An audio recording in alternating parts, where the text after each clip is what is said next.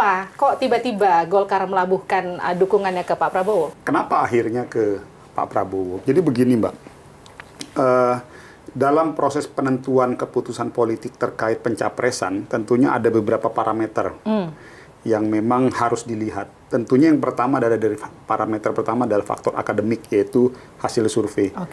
Hasil survei itu kan scientific result. Jadi ya memang fakta secara hasil survei 3 besar itu adalah Pak Prabowo, Pak Mas Ganjar, dan Mas Anies. Artinya itu dasar pertama. Jadi realitas hasil saintifik itu juga menjadi pertimbangan pertama kita.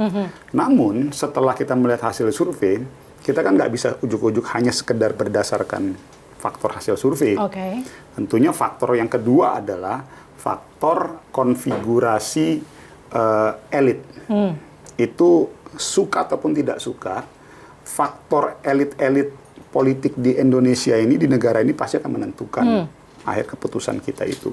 Irisan-irisannya segala macam, komunikasi politik di sesama ketua umum partai, dengan pemerintah, dalam hal ini Pak Jokowi, dengan pemerintahan sebelumnya, dan itu pertimbangan kedua.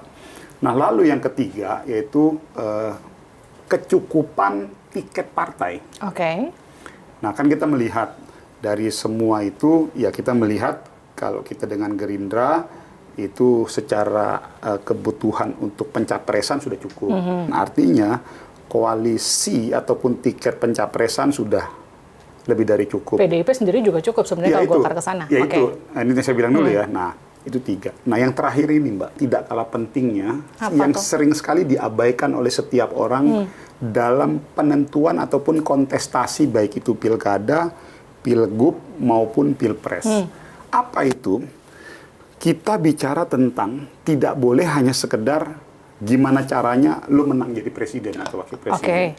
Tapi lu harus bisa berbicara tentang pada saat kita sudah jadi presiden atau wakil presiden, kita mau ngapain? Apa kebutuhan bangsa dan negara hari ini ke depan dalam konteks sustainability, keberlangsungan dari pemerintahan sekarang, yaitu pemerintahan Pak Jokowi dan next-nya nanti ke depan. Nah, saya mau bilang begini, Mbak. Apa yang sudah dilakukan dari era Pak SBY, lalu dilanjutkan oleh Pak Jokowi, lalu nanti setelahnya, itu fase-fase yang memang kita harus akui masing-masing punya karakteristik tantangannya di era mereka masing-masing. Kita melihat tantangan ke depan ini lebih berat dibandingkan di era Pak SBY, masuk ke era Pak Jokowi 10 tahun ini, lalu nanti setelah Pak Jokowi. Apa tantangan yang paling berat? Itu adalah konsolidasi nasional. Di era sekarang ini, kita sadar dan semua udah ngerti sekali, kita sempat kena badai COVID. Dilululantakkan dengan COVID dan lain sebagainya. Negara ini sudah recovery. Ya, kebetulan Menko Perekonomiannya ketua umum gua kan. Ya, enggak, itu fakta. Beliau sangat cukup memahami bahwa ada upaya yang sangat luar biasa berat waktu itu kita untuk mengembalikan keadaan ekonomi negara. Jadi kita waktu itu begini, seluruh negara di dunia, Mbak, itu minusnya rata-rata di atas 6%. Ada yang belasan persen dan lain sebagainya. Tapi waktu itu kita jaga jangan sampai lewat dari 6%. Itu luar biasa effortnya. Lalu fakta lagi, Indonesia berhasil kembali rebound lebih cepat dibandingkan negara lain pada posisi plus 5%. Nah, menurut pandangan kita Golkar dan juga dari diskusi kita dengan ketua umum kita Pak Erlangga, recovery ekonomi sekarang ini perlu dioptimalkan kembali. Jadi kalau kita bilang bahwa kembalinya reboundnya ekonomi ini tidak serta-merta langsung bisa aman sustain ke depan. Artinya perlu ada treatment kebijakan selanjutnya untuk memastikan bahwa reboundnya ekonomi di angka 5% ini bisa sustain ke depan. Dan itu bisa dilakukan Prabowo Subianto? Nah, itu tadi saya sampaikan. Pertanyaannya, kenapa harus Prabowo Subianto? Kita melihat begini. Komunikasi ataupun komunikasi politik antara pemerintah dengan legislasi, salah satunya adalah menjadi salah satunya menjadi poin yang sangat penting ke depan. Maka dari itu kita membutuhkan presiden yang kuat, baik itu secara karakter personalnya dan juga karakter kekuatan politiknya. kita perhatikan ya Mbak, ini evaluasi plus minus di era pemerintahannya Pak Jokowi. Dengan posisi Pak Jokowi yang sebagai presiden tapi beliau tidak pegang partai, beliau dihadapkan dengan tantangan lagi pada saat ada sebuah kebijakan, beliau membutuhkan sebuah treatment komunikasi politik yang cukup memberikan effort tambahan ke internal partainya.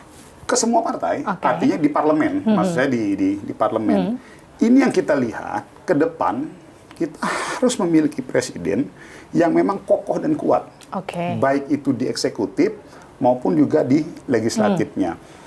Kita melihat sosok dari tiga itu, memang dari sisi karakteristik kebutuhan untuk keberlangsungan negara ke depan, kita melihat itu ada figurnya Pak Prabowo. Ya sekarang kita tahu beliau dari segi dia capres, ya kita sekaligus juga ketua umum partai. Nah ini yang memang menjadi titik utamanya Partai Golkar. Tapi Pak Jokowi nggak megang jadi ketua umum partai 10 tahun dipimpin beliau baik-baik aja. Kan tadi saya bilang, ada extraordinary condition. Pasca COVID ini. Jadi maksud saya gini loh, pasca COVID kita sudah reborn, tapi kita membutuhkan sustainability reborn ekonomi kita untuk lebih firm menjaga agar lebih stabil. Baik. Nah, jadi proses yang itu satu Mbak ya. Jadi tadi kita membutuhkan kandidasi ataupun presiden ke depan yang memang kuat secara karakter personal dan juga beliau memiliki kekuatan politik di parlemen. Lalu yang kedua, karakteristik tegasnya seorang Prabowo itu kita butuhkan untuk konsolidasi nasional. Plus tadi dikombinasikan dengan karakteristik teknokratik dan ekonomnya Pak Erlangga. Kita tadi menilai ini akan menjadi sebuah duet yang sangat paripurna.